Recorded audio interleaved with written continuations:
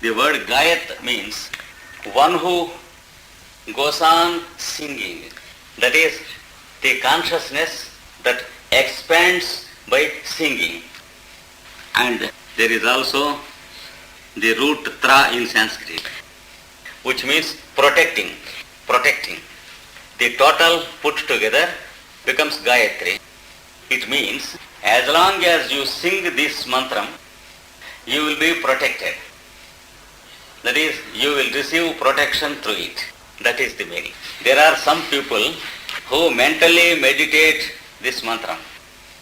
Even in India, we have many people who do not sing it out. They sing only mentally. This is only because they can do it very speedily with the mind. Because they have very big, busy program, they have to dispose of with the God quickly. But no use of doing it. The very word Gayatri indicates that you have to utter it out.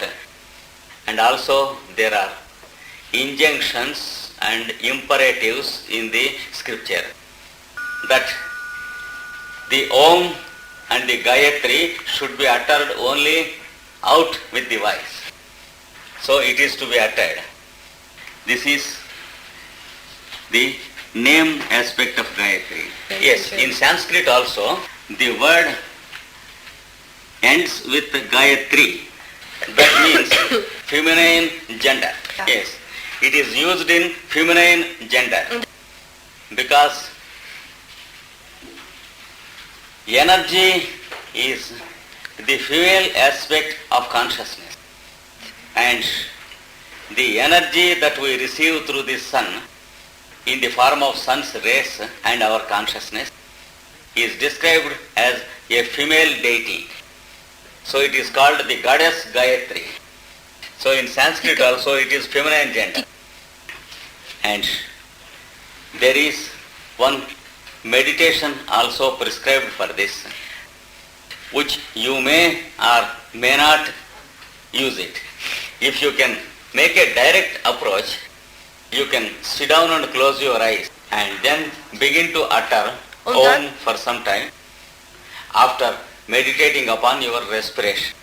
So first make a relaxation of all parts of your body and then make your respiration uniform and then meditate in your respiration the mantra Soham and then utter Om for a few times while you are exhaling and listen to your own voice and then utter Gayatri and meditate upon it as your own voice of utterance, because the lords of utterance who are working in you will indicate their presence to yourself. In every one of us they are working. Unless the lords of utterance do not permit us to utter, our utterance mechanism will never work. Our utterance mechanism exists in three planes. It has a physical plane mechanism which we call the lungs and the heart and the throat. Through this mechanism we utter. And there is the respiration, which is the force expressed through the energy centers. This belongs to the second plane of our existence, that is the plane of forces. And then the idea to utter, which belongs to our mental plane. So we have the physical, the astral and the mental apparatus. And the lords of utterance exist in all these three planes. Unless they permit to utter, we are not having the idea to speak anything at all. So this process of utterance makes the apparatus rectified and a communication is established between yourself and the lords of your utterance.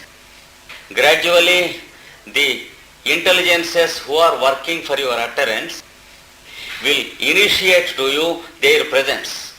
That is what happens when you begin to utter this daily. Now we go into another key of Gayatri. That is the astrological key of Gayatri. Yes, yes.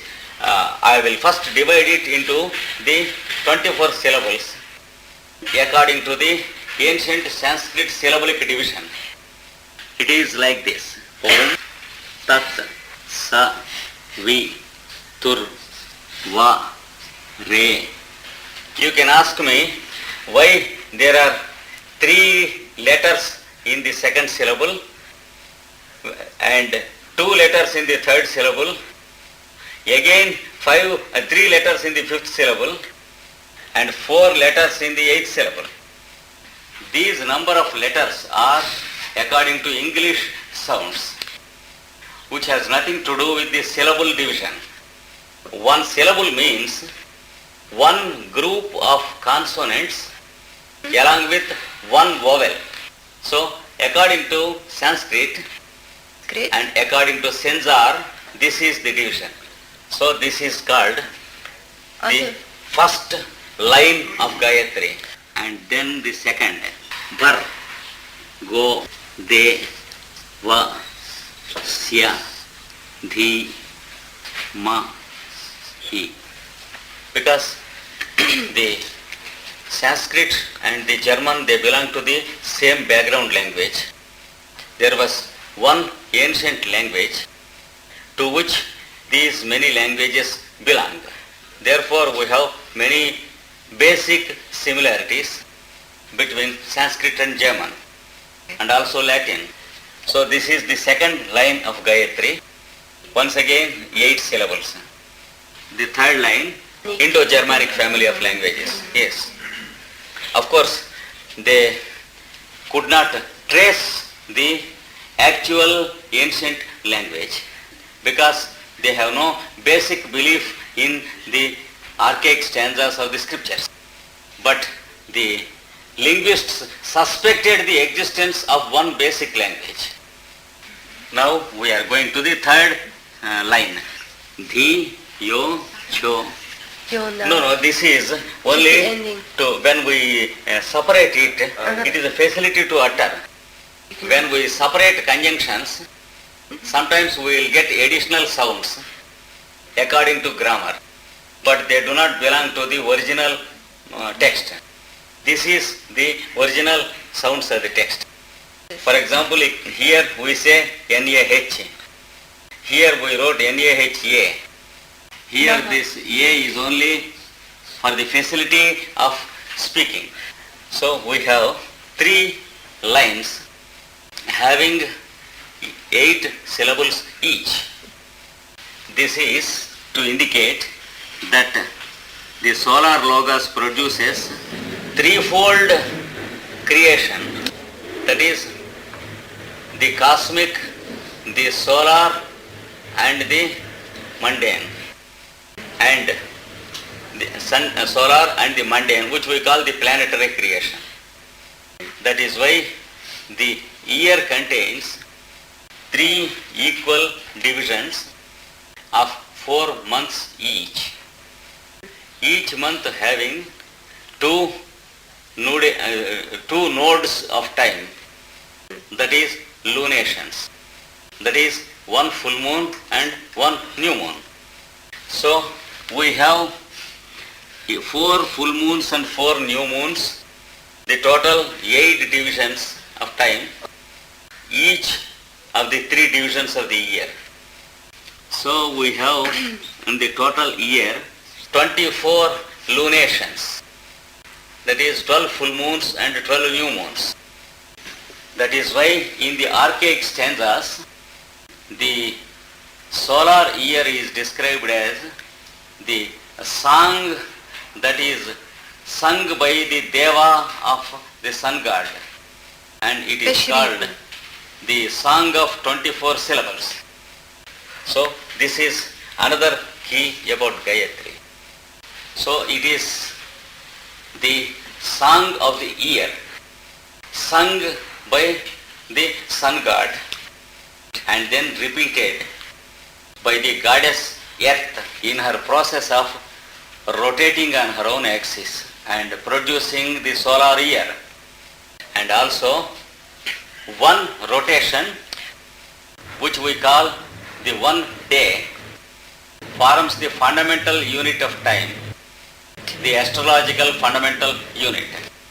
And according to the law of correspondences with the divisions of the year, the day is also divided into 24 equal parts. That is what we call the hours. So, the reason why we divide the day into 24 hours lies in the fact that the year has 24 equal divisions. This is another key to the Gayatri Mantra. There is a little more to be explained about Gayatri, which we do tomorrow. So we have known something about the Gayatri Mantra. I think you are practicing how to sing it daily? Here? Yeah. In the class? Yes. In the class, Yes, yes. In the afternoon. And now Gayatri Mantra is different from Gayatri meter.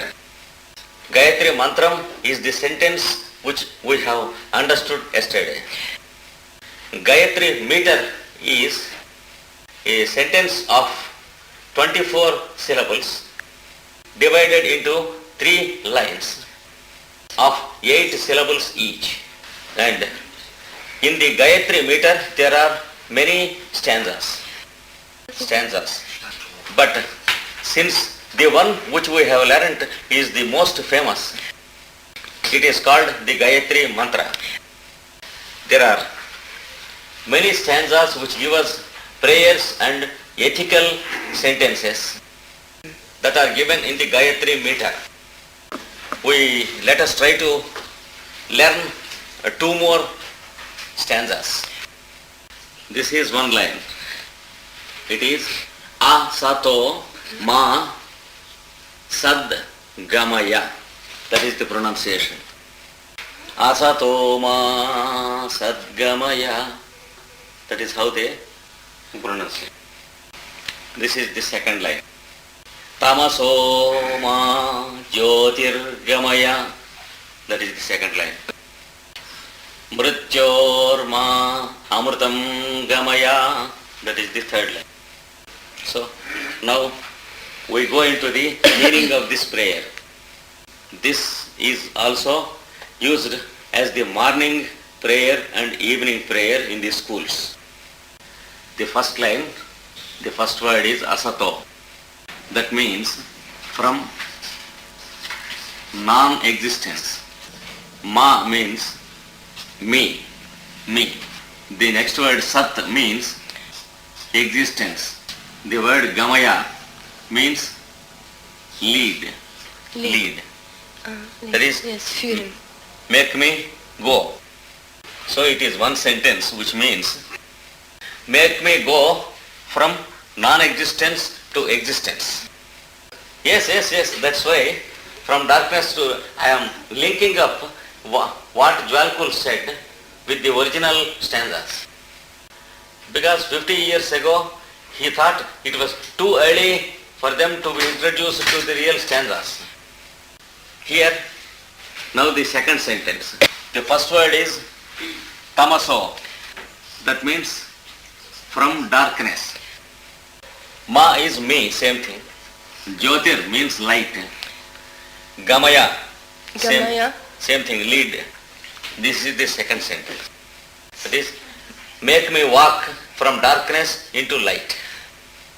All these are very familiar to all of you, those who have gone through Jwalkul's books. Now just we are giving only the original archaic stanza. Now the third one. The first word is Mrityor. That means from death. Ma means me. Amritam means immortality. That is infinity or eternity. Gamaya, lead.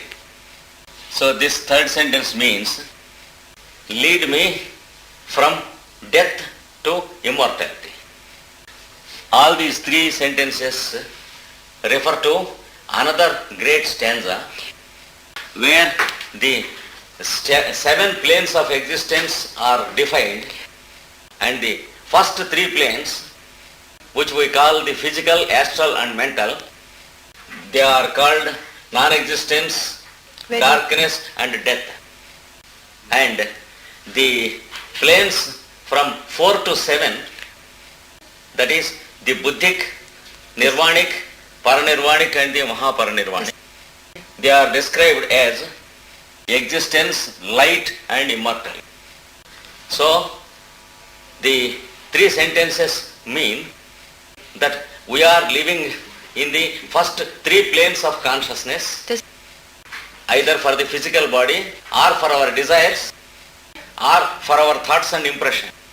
Therefore, we are in darkness, non-existence and death. But if our consciousness is taken into the fourth plane of existence, then we travel in the eternal planes of consciousness.